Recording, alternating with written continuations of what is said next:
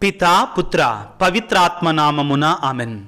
ప్రభునందు మిక్కిలి ప్రియ సహోదరి సహోదరులారా, తపస్సు కాల 1వ ఆదివార వాక్య పరిచర్యకి మిమ్మందరినీ ప్రేమతో ఆహ్వానిస్తున్నాను. మార్కు సువార్త 1వ అధ్యాయము 12-13 వచనములు. వెంటనే పవిత్రాత్మ యేసును ఎడారికి నడిపించెను. అచట ఆయన సైతానుచే శోధించబడుచు 40 దినములు మృగముల మధ్య జీవించుచుండెను. దేవదూతలు ఆయనకు పరిచర్యలు చేయుచుండెరి. క్రీస్తునాథుని యందు మిక్కిలి ప్రియ సహోదరి సహోదరులారా, మనందరము కూడా పాస్కాయుత కాలములో శ్రమల కాలములో అడుగుపెట్టాం.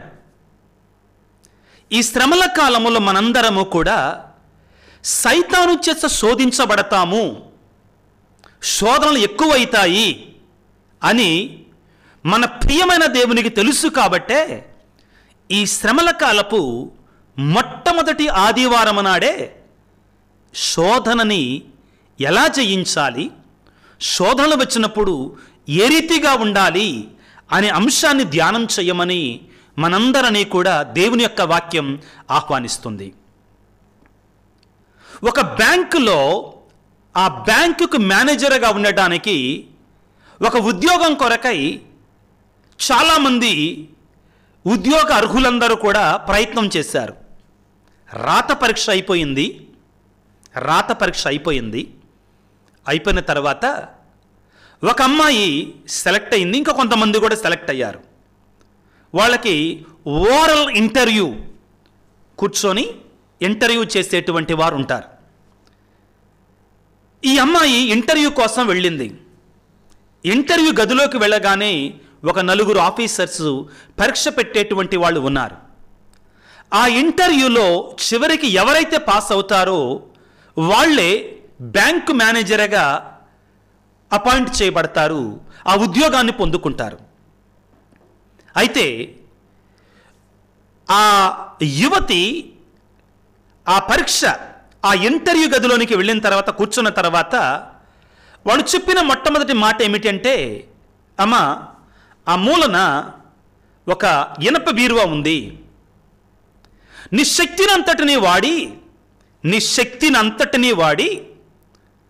శక్తినంతటినీ ఉపయోగించి ఆ బీరువాని 3 అడుగులు కదిలించమ్మా, కదిలిస్తే చాలు ఉద్యోగం నీదే అన్నారు. ఆ యువతి మొదట నన్నేదో నేను చదువుకున్న ప్రశ్నలకి జవాబులు అడుగుతాడేమో అని నేనొస్తే ఆ ఇనప బీరువాని కదిలించమంటారేంటి వీళ్ళు 3 అడుగులు, నా వల్లేమైద్ది అని చింతించటం మొదలుపెట్టింది. ఒక్క నిమిషం పాటు తేరుకొని వాళ్ళు చెప్పిన మాటలను జాగ్రత్తగా ధ్యానించింది. ఏమని అంటే, నీకున్న శక్తినంతటినీ వినియోగించి నీవు ఆ బీరువాని 3 అడుగులు కదుపమ్మా అని చెప్పారు. చెప్పిన తర్వాత ఆ యొక్క పరీక్ష పెట్టేటువంటి వాళ్ళు వాడినటువంటి మరొక పదం ఏమిటి అంటే, నీకు ఆల్రెడీ జాబ్ వచ్చింది అనుకో, నువ్వే ఈ బ్యాంక్ మేనేజర్వి, అప్పుడు నీ శక్తి మొత్తాన్ని వాడి నీకు ఆల్రెడీ జాబ్ వచ్చింది అనుకో, నీవే ఈ బ్యాంక్ మేనేజర్ అనుకో ఆల్రెడీ, అప్పుడు నువ్వు ఆ ఇనప బీరువాని 3 అడుగులు అటువైపు నీ శక్తిని అంతటినీ వాడి కదిలించమ్మన్నారు. వెంటనే ఆ అమ్మాయికి ఆలోచన వచ్చింది, నా శక్తిని అంతటినీ అంటే నా ఒక్కదాని శక్తే కాదుగా, ఇక్కడ పనివాళ్ళు ఉన్నారు అని అక్కడ నిలబడి ఉంటే 2 పనివాళ్ళు, వాళ్ళిద్దరిని కూడా పిలిచి ఆ యొక్క ఇనప బీరువాని నెట్టడానికి ప్రయత్నం చేసింది. కొంచెం కదిలింది కానీ అటు ఇటుగా, కానీ అది జరగలేదు. ఊగింది కానీ జరగలేదు ఉన్న స్థానం నుండి. ఏం చేయాలో అర్థం కాలేదు. మరొకసారి వారు చెప్పినట్టు మాటలను జాగ్రత్తగా తలపోసుకుంది.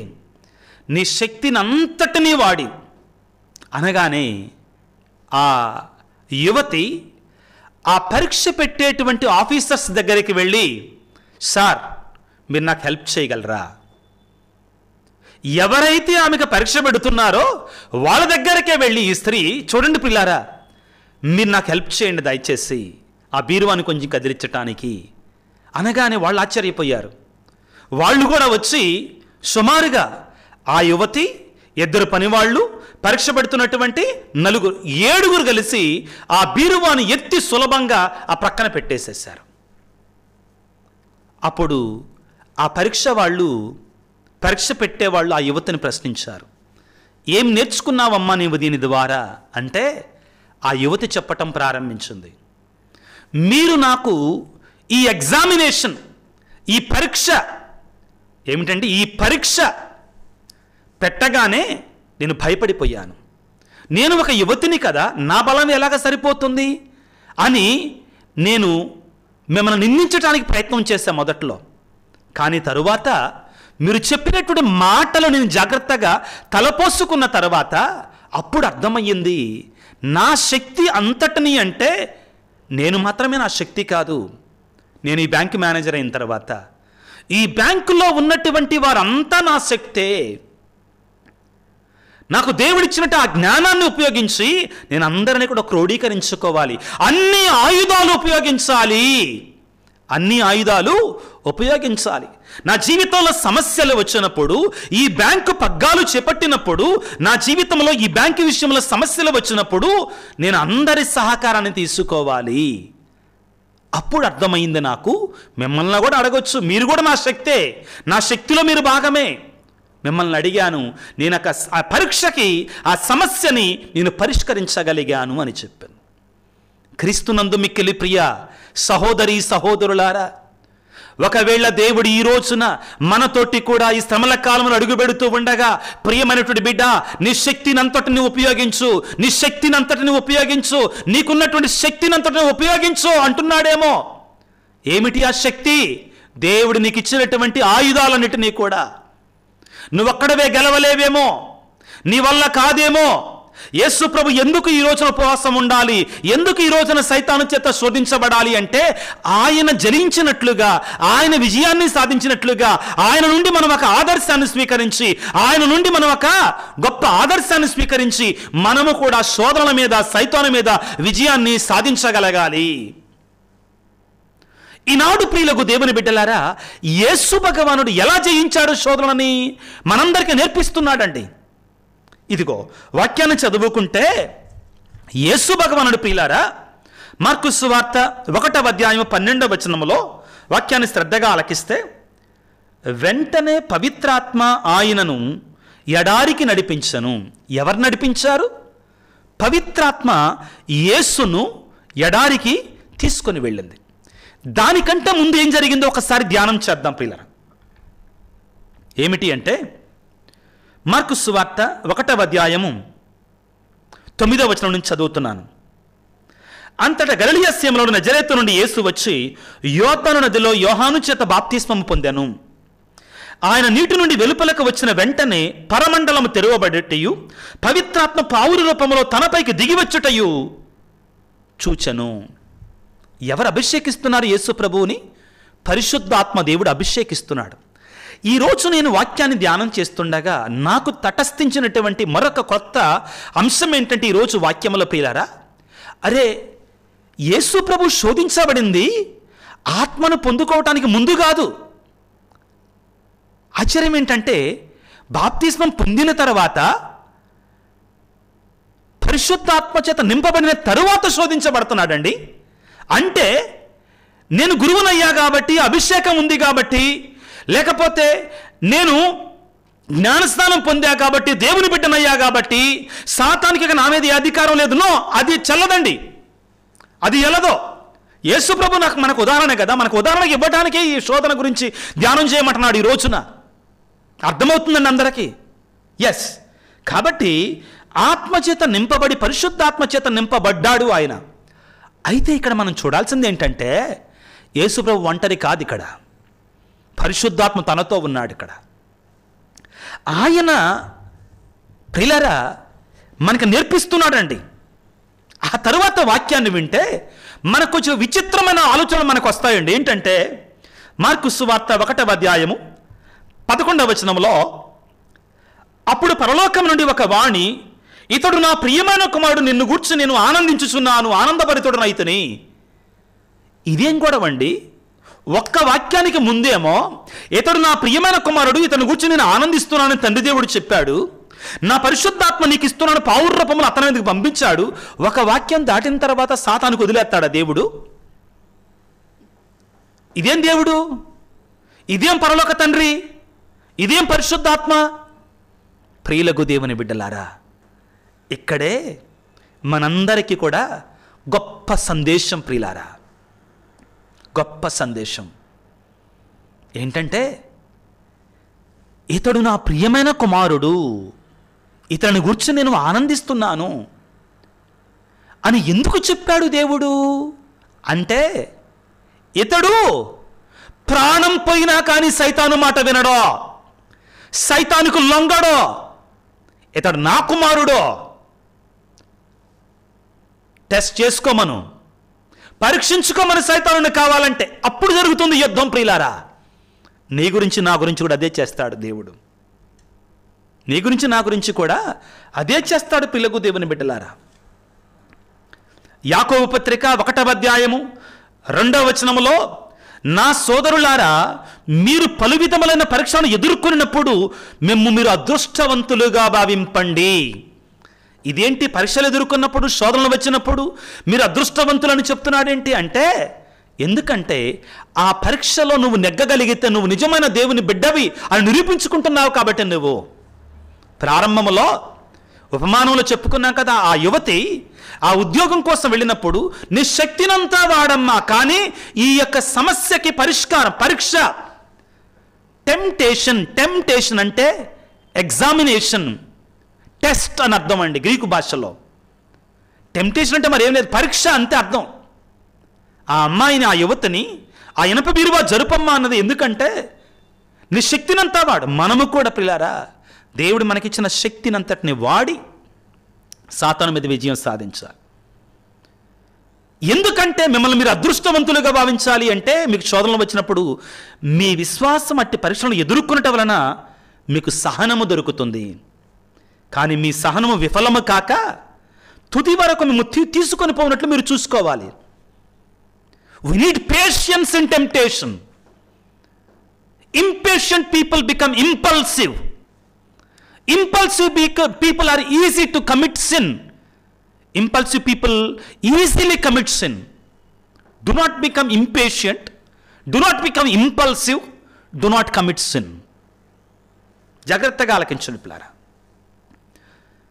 కానీ మీ సహనం, మీ ఓర్పుని విఫలం కానీయమాకండి. తుది వరకు మేము తీసుకొని పోయినట్లు చూసుకోనండి, శోధనకి లొంగమాకండి. అప్పుడు మీకు ఏ కొరతయో లేక పరిపూర్ణమైనటువంటి సమగ్రతను మీరు పొందగలుగుతారు. ప్రియులకు దేవుని బిడ్డలారా, ఎందుకు దేవుడు తన కుమారునే శోధనకు అప్పగించాడు అంటే మరొక గొప్ప వాక్యాన్ని మీ ముందుంచుతాను పిల్లారా. యాకోబు పత్రిక 1వ అధ్యాయము 12వ వచనము, శోధనకు గురి అయ్యి విశ్వాసము కోల్పోను నరుడు ధన్యుడు. శోధనకు గురి అయ్యు విశ్వాసం కోల్పోయిన నరుడు ధన్యుడు. యేసుప్రభు విశ్వాసాన్ని కోల్పోలా తండ్రి మీద. ఆయన ధన్యుడిని నిరూపించుకున్నాడు యేసుప్రభు. దానికోసం శోధనలు పంపించాడు తండ్రి దేవుడు యేసుప్రభుని. ఎందుకు యేసుప్రభు శోధనలు పొందాడు? నీతో నాతో చెప్పటానికి. అయ్యా, నువ్వు అనుకుంటున్నావా నాకేం శోధనలు రాలేదని, నాకేం కష్టాలు రాలేదని? ఇదిగో చూడు, భయంకరమైన శోధనలు పొందాను. నేను కూడా శరీరధారిగా శరీరముతో ఉన్నప్పుడు ఈ లోకములో నేను కూడా శోధనలు పొందాను, అన్ని రకాల శోధనలు పొందాను, కానీ పాపం మాత్రం చెయ్యలేదు. హెబ్రీ పత్రికలో ప్రియులారా 4వ అధ్యాయంలో ప్రియులారా ఇదే సందేశం మనకు అందించబడుతుంది. ఏమిటి? ఆయన అన్ని విధములుగా అన్ని రకాలుగా మనవలే శోధించబడ్డాడు. హెబ్రీలకు రాయబడిన లేఖ 4వ అధ్యాయము 15వ వచనములో మన బలహీనతలను గూర్చి సానుభూతి చూపలేనటువంటి వ్యక్తి కాడు మన ప్రధాన యాజకుడు. ఆయన సానుభూతి చూపలేనటువంటి వాడు కాదండి. ఎందుకంటే ఆయన తెలుసు మన శ్రమలేంటో, మన కష్టాలేంటో, మన బాధలేంటో, మన శోధనలేంటో ఆయన కూడా అనుభవించాడు. కాబట్టి ఆయనకు బాగా తెలుసు ప్రియులకు దేవుని బిడ్డలారా.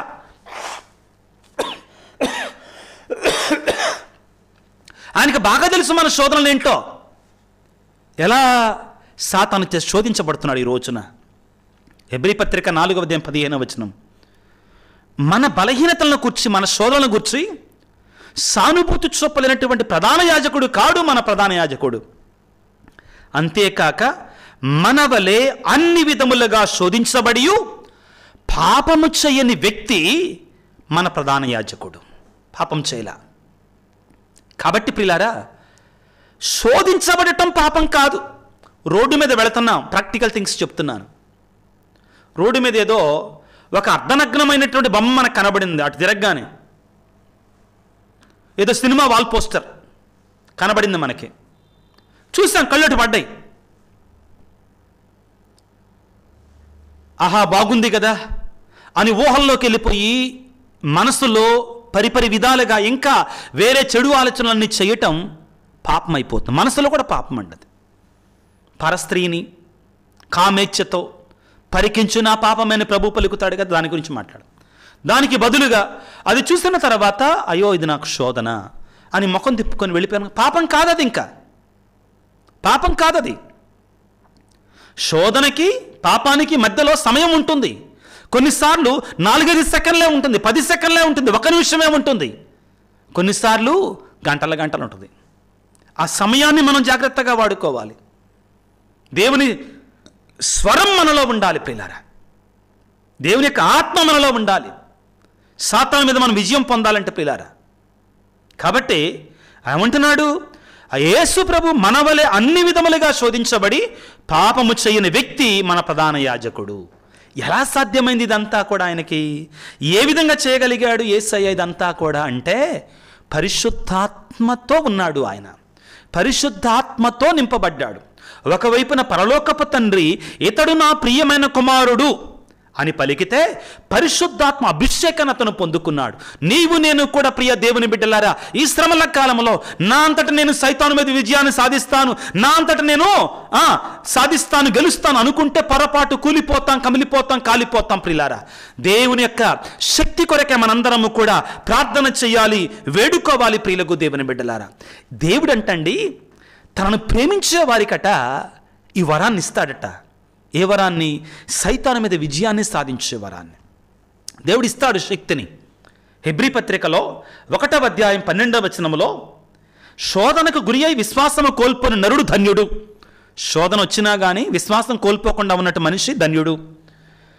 ఎలైనా పరీక్ష యందు అతడు ఉత్తీర్ణుడగుటచ్చే అతనికి జీవకిరీటం ప్రసాదించబడుతుంది. తనను ప్రేమించు వారికి దేవుడు అట్టి బహుమానమునిస్తాడు. సైతాను శోధన మీద మనం జయించాలంటే ఏం చేయాలి అంటే దేవుని ప్రేమించటం నేర్చుకోవాలి. ఇతడు నా ప్రియమైన కుమారుడు, ఇతని గురించి నేను ఆనందిస్తున్నాను. ఈనాటి సువిశేషానికి ఒక మాట ముందు ఎందుకు చెప్పగలిగాడు యేసు ప్రభు? ఇతని గురించి నేను ఆనందిస్తున్నాను. ప్రభువు తెలుసు, పరలోక తండ్రికి తెలుసు సాతానుకు లొంగడు, నన్ను ప్రేమిస్తున్నాడు కాబట్టి లొంగడని. నీవు నేను కూడా ఆ తండ్రిని, పరలోక తండ్రిని ప్రేమించగలిగితే ఆయన ఇస్తాడు ఆ శక్తిని పిల్లారా మనందరికీ కూడా. ఆయన ఇస్తాడు ఆ వరాన్ని మనకి ప్రియులకు దేవుని బిడ్డలారా. ఇక్కడ మనం గుర్తుంచుకోవాల్సింది ఏంటంటే సాతాను చేత ఎడారికి నడిపించబడెను. యేసు ప్రభు సాతాను నడిపించింది, క్షమించండి, దేవుని యొక్క ఆత్మ నడిపించిందండి. మార్కు సువార్త 1వ అధ్యాయము 12వ వచనములో ఏమని చెప్తుందంటే, ఆయన బాప్తిస్మం పొందిన తర్వాత వెంటనే పవిత్రాత్మ ఆయనని ఎడారికి నడిపించను. ఎవరు నడిపిస్తున్నారు? పవిత్రాత్మ నడిపిస్తుంది. కాబట్టి ఇది దేవుని ప్రణాళిక. ఈ రక్షణ ప్రణాళికలో ఇది కూడా భాగం. దేవుడు నడిపిస్తున్నాడు యేసు ప్రభువును శోధించబడటానికి. ఆ అవకాశం ఇస్తున్నాడండి. ఎందుకని? ఈ రక్షణ ప్రణాళికలు ఇది ఒక భాగం ప్రియులారా. రక్షణ ప్రణాళిక ఇది ఒక భాగం. మనకు నేర్పించటం కొరకై, తన బిడ్డలమైన మనకి ఒక ఆదర్శాన్ని ఇవ్వడం కొరకై ఈ విధంగా చేపిస్తున్నాడు ప్రియులకు దేవుని బిడ్డలారా. కాబట్టి ప్రియులకు దేవుని బిడ్డలారా, ఈ శ్రమల కాలంలో, ఈ తపస్సు కాలంలో మనము ఏ విధంగా సాతాను మీద విజయాన్ని పొందగలము అంటే ఎఫెసీ పత్రిక 6వ అధ్యాయంలో, ఎఫెసీలకు రాసినటువంటి లేఖలో 6వ అధ్యాయంలో పౌలు గారు అంటున్నట్లారా, జాగ్రత్తగా విందాం. ఏమంటున్నాడు? 6వ అధ్యాయం 10వ వచనంలో ప్రభువుతో ఏకమై ఆయన మహాశక్తి ద్వారా మీ బలమును అభివృద్ధి చేసుకోనండి. మీ అంతటా మీరుగా గెలవలేరు. ప్రారంభంలో చెప్పినట్టు ఆ సన్నివేశాన్ని మర్చిపోమాకండి. నీ శక్తినంతా వాడి ఆ బీరువాని 3 అడుగులు అతను అవతలగా జరుపమ్మా, కొద్ది కదిలిచ్చమ్మా, ఉద్యోగం నీదే. ఈరోజు ప్రభు అంటున్నాడు, సాతాను మీద పోరాడేటప్పుడు పరీక్షల్లో గెలవాలంటే, ఆత్మీయ శోధనలో పరీక్షలలో గెలవాలి అంటే నీ శక్తినంతా వాడు. ఎలాగా? దేవునితో ఏకమై ఆయన మహాశక్తి ద్వారా మీ బలాన్ని అభివృద్ధి చేసుకోనండి. ఎలాగట? ప్రియులకు దేవుని బిడ్డలారా, 14వ వచనం నుంచి చాలా స్పష్టంగా చెప్తాడు పిల్లారా. ముఖ్యంగా 17, 18 వచనాలు ఈరోజు మనం తప్పనిసరిగా చదువుకోవాలి. ఎఫెసీ పత్రిక 6వ అధ్యాయం 17, 18 వచనాలు. 17వ వచనంలో దేవుని వాక్కు అనేటువంటి ఆత్మవస్సుకు ఖడ్గమును పోచేబోనండి. సాతాను మీద మనం విజయం సాధించాలంటే, సాతాను శోధన మీద మనం విజయం సాధించాలంటే ఏం చేయాలి? దేవుని వాక్కు అనే ఆత్మవసగే ఖడ్గాన్ని మనం ధరించి ఉండాలి బిడ్డలారా. దేవుని వాక్కు మన ఆయుధం కావాలి. యేసు ప్రభు లూకాసు వార్త 4వ అధ్యాయంలో మనం చూస్తాం పిల్లారా. ఏం జరుగుతుంది అక్కడ? సాతానుడు దేవుని యొక్క వాక్యాన్ని ఉటంకిస్తూ, రాళ్ళను రొట్టెలుగా మార్చుకో, ఆకలితో ఉన్నావు కదా, దేవుడు తన బిడ్డలను ఆకలితో ఉండటానికి ఇష్టపడ్డా కదా. సైతానుడండి మనకు సహజంగా ఉన్న కోరికలనే తన పాపాన్ని చేసుకోవడానికి మార్చుకుంటాడు. జాగ్రత్తగా ఉండండి. మన సహజమైన కోరికలను, అవసరాలనే పాపంలోనికి నెట్టడానికి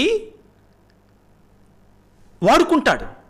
ఆకలి, ఉపవాసం ఉన్నాడు యేసయ్య, ఈ రాళ్ళను రొట్టెలుగా మార్చుకుని, దేవుడి కుమారుడు కదా, నీకు శక్తి లేదా?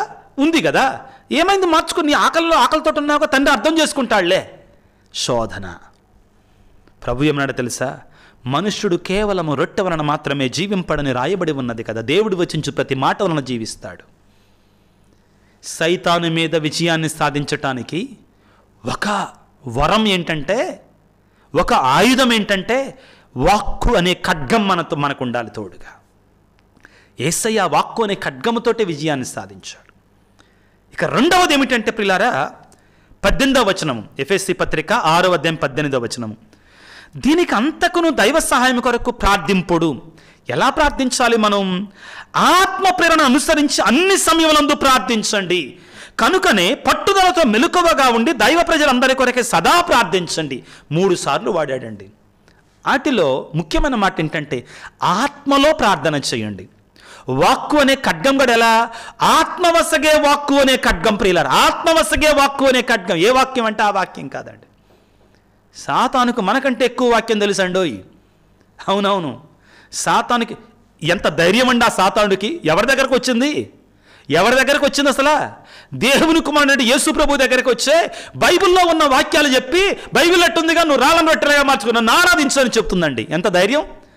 యేసు ప్రభు దగ్గరకే వాక్యం తీసుకొని వెళ్ళిందంటే మన దగ్గరకి ఇంకెంత కన్వీనియంట్గా, మనకు అనుకూలంగా శోధనలు ఇస్తుందో చూడండి. జాగ్రత్తగా పడండి పిల్లారా, చాలా జాగ్రత్తగా ఉండాలి.